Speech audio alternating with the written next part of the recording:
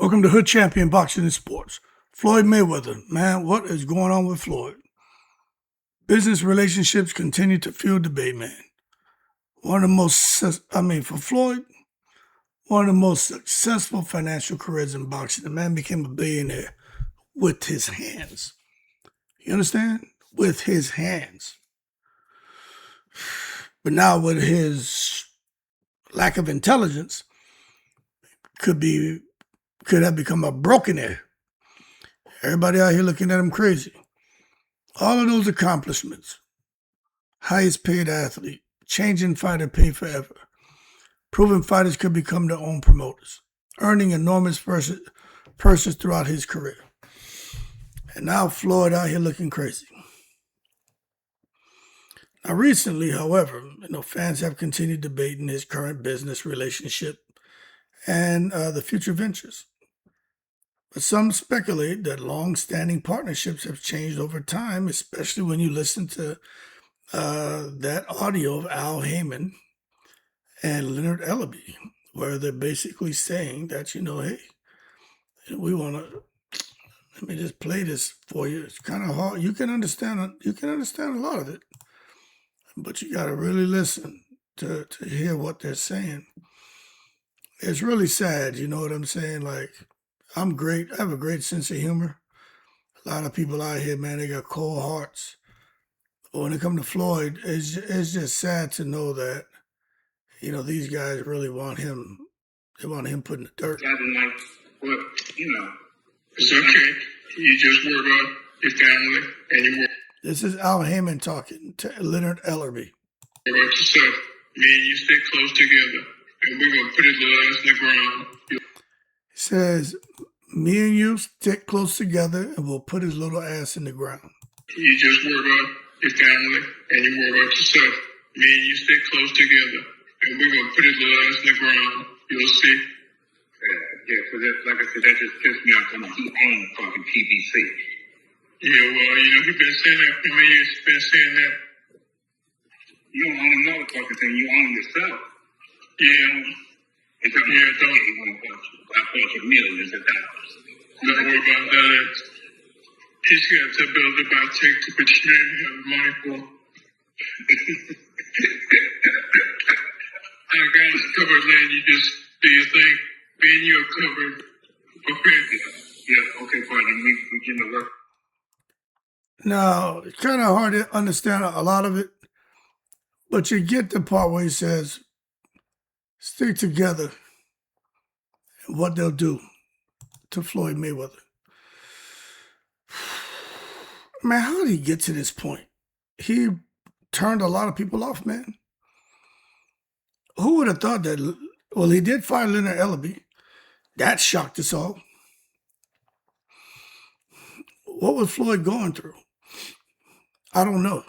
But he's obviously entering a different phase of his career right now.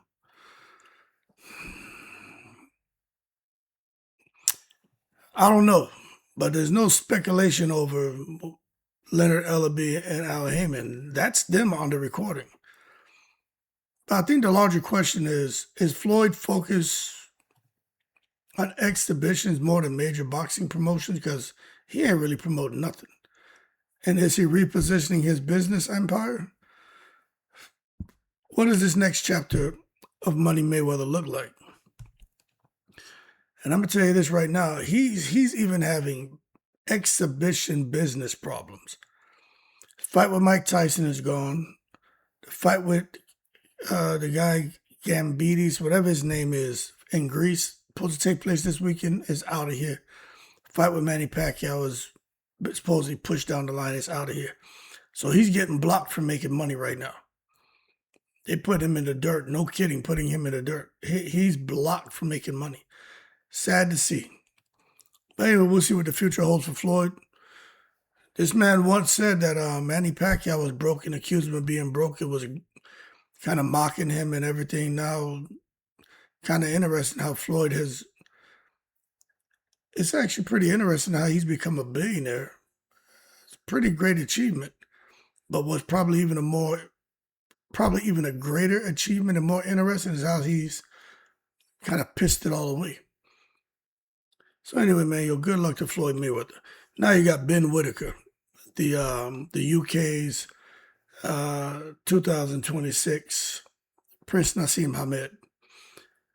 Now, this is my thing. This just lets you know how fans can be, how fighters can be. People are hating on Ben Whitaker. He's one of boxing's biggest personalities. No matter where he goes, he's going to attract fans because he just has personality. Now, supporters say he has tremendous athleticism, flashy movement, elite amateur pedigree, enormous upside. Critics argue he's received significant promotional attention before facing elite opposition. Eddie Hearn is talking him up, how he's going to become undisputed. That's what Eddie Hearn's known for doing. He's going to talk up his fighters. But true, Ben Whitaker does have questions to answer against top contenders. But regardless of opinion, expectations surrounding Whitaker remain exceptionally high. And even for me, I think he's going to go on and do the business. But he's got to do it. Now, speaking of doing the business, Liam Paro just picked up a title at 147. So he's running around here in the breeze with his IBF strap. But he wants the biggest fights available. Devin Haney, Ryan Garcia, Conor Benn, Brian Norman Jr., Rolly Romero. Shit, he was talking about going to 154 to fight Jerron Ennis. It's crazy. But I tell you what, if Paro can defend his title successfully, he could become a major role player in 147. Extremely deep division, but I just wonder how far he can go as a titleist at 147, fighting these other killers. He's a great fighter, don't get me wrong. Aussie, Aussie, Aussie, oi, oi, oi. But there's some killers at 147. Now, that being said, they're killers at 140. That's why when it comes to Emiliano Vargas, he's close to contention, but tests remain. You know, he's impressive. Explosive offense, confidence, finishing ability, growing his fan base. You know, his team believes 1 or 2 more fights, he's ready for a title opportunity. At 140, who they going to put him in there with? Gary Antoine Russell? I mean, they got to be real about his future. It's bright, but I think he still needs victories over proven contenders before challenging for a world championship. The next step will likely determine whether he's ready for the elite level. I'm just telling you, shit gets thick when you start going up against the Pueyos and the Gary Antoine Russells and those guys. And I could go on and on rambling off fighters at 140, but y'all get the gist. Now, I just talked about Floyd Mayweather, but I'm just going to say this. With Floyd's situation, I think all fighters should be paying attention and really learn how to preserve your wealth after retirement. Transition into long-term business ventures or just keep it safe. Have your financial advisor you can trust and let them take your money and just, you live off the interest and never touch the principal. Floyd had $1 billion. If he was just getting 10% of that a year, if he had took that $1 billion and set it somewhere and just said, give me 10% of this, or fuck it, give me 5%, you're talking about a lot of money. Man was a billionaire. Talking about 50 to 100 million a year. But that's not what he did. He wanted to have 2 private jets. Just dumb, man. $18 million watches. But that's the life he wanted to lead. Money made all day. All right? But for everybody watching, preserve your wealth. Now, Claressa Shields and Kay Scott. Some fans have expressed skepticism about the matchup based on several factors, including Kay Scott's age and boxing activity. There have also been discussions about Scott's previous injuries. In case y'all didn't know, she has a history of injury that has become part of the conversation, thanks to my channel.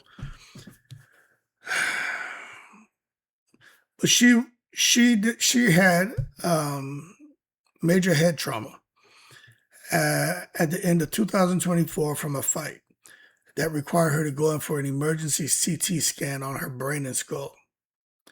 Now, she has come back. She's fought. She was cleared. She seems to be good to go.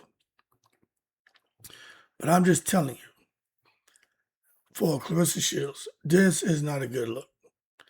because it has us all wondering whether she can even compete effectively against somebody like Clarissa, who's a demon inside the ring, an absolute beast. So Clarissa Shields, I mean, she's just not doing herself any favors by fighting somebody like Kate Scott. Even though she's a unified champion, she had a draw in the first fight. She won the second fight. That's how she became unified champion. And I'm not trying to downplay Kate Scott. I'm just saying these are the facts. So Clarissa will get no credit for beating her. And I have a feeling Clarissa is going to go all gas, no brakes, and not just, try to knock her out. She's going to try to destroy her and then brag about the knockout and wonder why nobody giving her credit. Like, that's the shit that's coming. Now, Ryan Garcia and Conor Benn. I'm watching this shit closely, these negotiations, because one recurring discussion is how different promoters and business interests could affect the fight's timeline, and De La Hoya is right there, holding shit up, just like he did Virgil Ortiz and Jerome Bucinis. Now, Conor Benn's already said he signed his portion. It's on Ryan Garcia and his team. Now, De La Hoya, he feels like he's going to be left out if, Ryan goes and signs and works with Zuffa and Dana. See, Oscar just doesn't want to be left out of the money. He wants money. But we'll see if they can sort that out. I think they will. Turkey Al-Sheikh got time to play with these guys. Give them a few million, they'll shut up in color. But if they can finalize Conor Benn and Ryan Garcia, that matchup will be one of the biggest attractions in boxing, but it only lasts a round because as soon as Ryan Garcia lands one of them hard shots on him, Conor Benn's going to be out for the count. He'll be turned into a Puerto Rican dancing salsa around the ring because them feet going to be all over the place and that equilibrium is going to be off balance. Now, that being said, Terrence Crawford, the man's retired. Leave him alone. Let him go out there, watch his sons play sports. Let him go on out there and catch them goddamn bluegill. Because Terrence Crawford, he ain't no saltwater fisherman like me. I already know that. Stick to your bluegills, Crawford. But even after suggesting he's content with his life, what he did in boxing, I mean, they still talk about him, man. They want Crawford to come back. They want him to fight. Now they're proposing dream fights for him, comeback scenarios, legacy opportunities, $250 million. I mean, crazy shit. And Crawford has indicated he's at peace with his accomplishments, and unless he publicly changes course, I'm just telling y'all, any comeback discussions remain speculative. He's not doing it. You know what I mean? His legacy is already firmly established, regardless of whether he fights again. You know what I mean? So we just got to sit back and see, can Power become a long-term champion at 147? I don't think he can. Is Vargas truly ready to be world-level opposition? I don't think so. Can Ben Whitaker silence critics against elite competition? I think so. Will Ryan Garcia and Conor Benn become official? I think so. Does Terrence Crawford remain retired? Yes. I just don't think Crawford comes back. And how will Clarissa Shields perform against Kate Scott? She'll tranquilize her. I'm predicting Clarissa Shields gets a knockout. And she can't, bust a grape, but I think she gets a knockout. Anyway, man, y'all keep cool. They're all in the pressure cooker right now. And I'm glad it ain't me. Oh, shit. Hood champion got hiccups. Time to go to fucking bed, right? Yo, I'm in the breeze.